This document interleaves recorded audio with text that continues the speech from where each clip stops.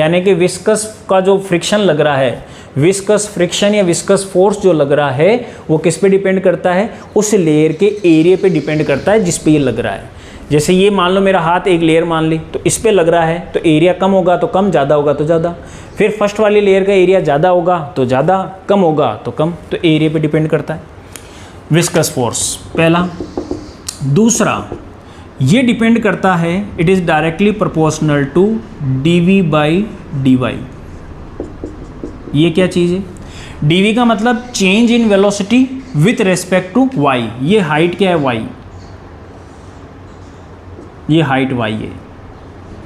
इसको थोड़ा सा समझना कि जैसे मान लो कि ये हाथ है और मैंने लगाया फोर्स, ये हाथ है, इससे ये चिपकी हुई है फर्स्ट लेयर और मैंने फोर्स लगाया, ये चला, तो इसकी स्पीड आई मान लो 50 और नीचे आई 0, तो चेंज कितना हुआ इस y के रेस्पेक्ट में? 50 और 0, तो 50 माइनस 0 50 और ये y हमारे पास आ गया। लेकिन अब मैंने क्या किया, हाथ वो का वही है, वो उतना का उतना ही एरिया है, उतना ही फोर्स लगेगा, या फिर इससे चिपकी हुई लेयर वो की वही लेयर है, उस पर उतना ही लगेगा विस्कस फोर्स।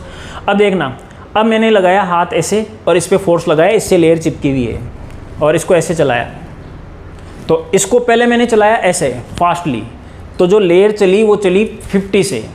अब मैंने इसको चलाया स्लोली, तो इससे चिपकी हुई लेयर चल रही है लेकिन वो चली मान लो 20 से, नीचे आगे हो गई 0, तो चेंज कितना हुआ 20 और वो का वही y।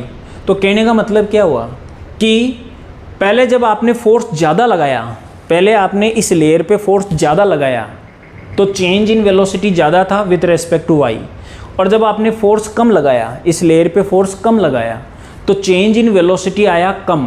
तो यानी कि force is directly proportional to change in velocity with respect to y। ठीक है, इन दोनों को अपन कंबाइंड करते हैं तो हमारे पास फॉर्मूला आता है, that is directly proportional to a dv by dy।